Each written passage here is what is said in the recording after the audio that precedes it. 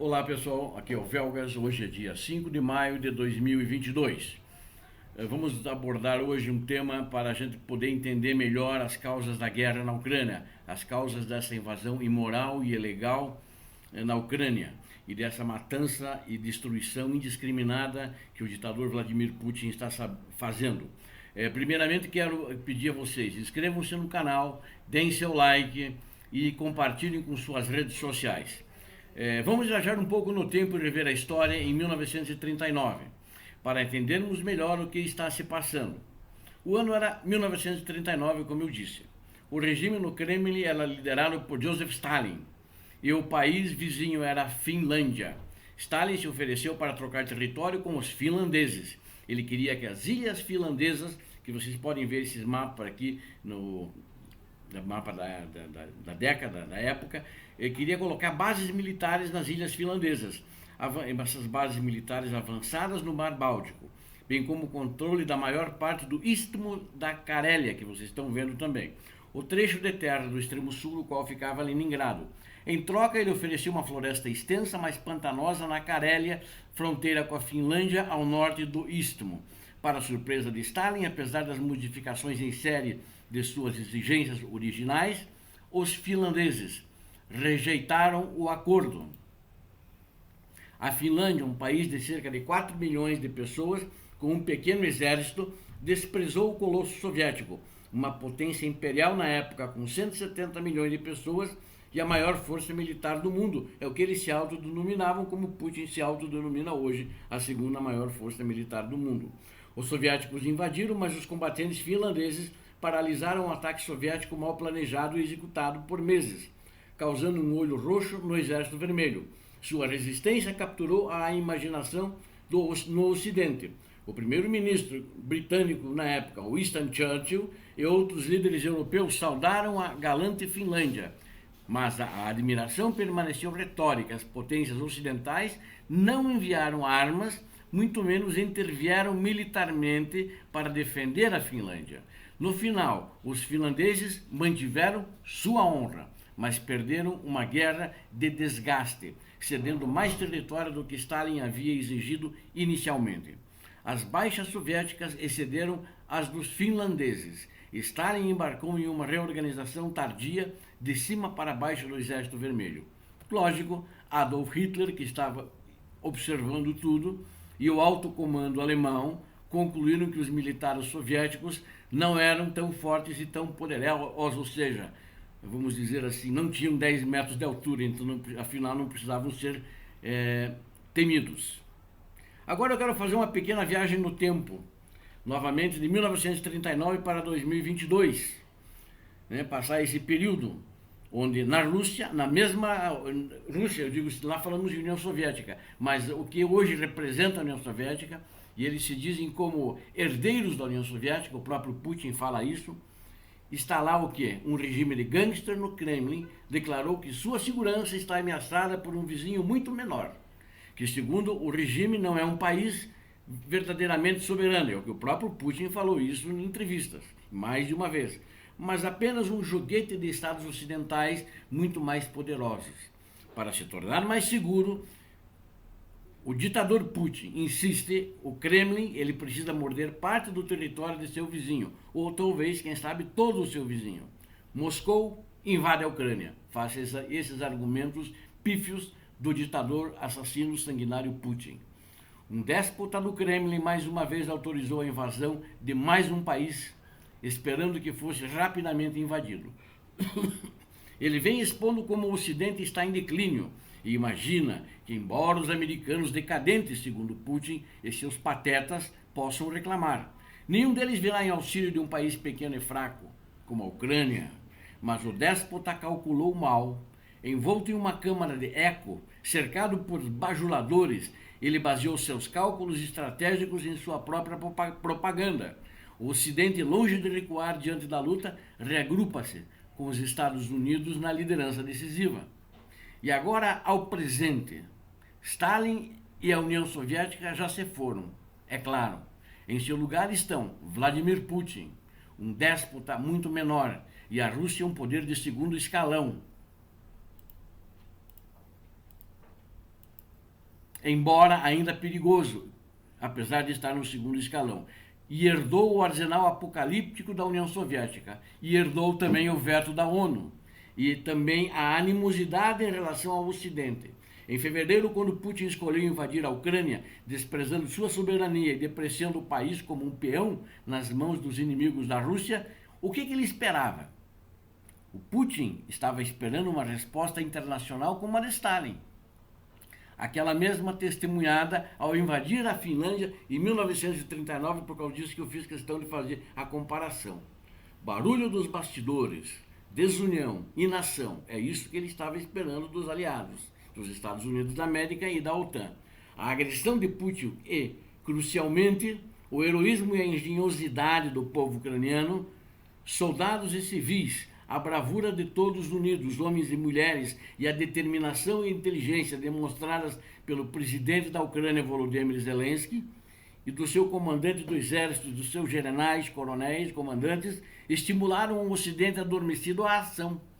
Os ucranianos, como os finlandeses, mantiveram sua honra. Mas dessa vez o Ocidente também. O que esses paralelos mostram não é que a história se repete ou rima. O ponto, ao contrário, é que a história feita naquelas eras anteriores ainda está sendo feita hoje. Prestem atenção nisso. A história feita naquelas eras anteriores ainda está sendo feita hoje. O eterno imperialismo russo surge para a agressão. Desde que o Estado russo foi fundado bem depois da Ucrânia, há mais ou menos 800 anos atrás, enquanto a Ucrânia é milenar, esse mesmo imperialismo, essa mesma agressividade, ela continua hoje. Por outro lado, no entanto, seria simplista ver a invasão da Rússia como uma mera reação ao imperialismo ocidental, seja na forma da OTAN ou de sua expansão, quando o padrão é muito anterior à OTAN. Esses episódios recorrentes da agressão russa, apesar de todas as diferenças que possam haver, refletem a mesma armadilha geopolítica que os governantes russos armaram para si mesmos repetidamente.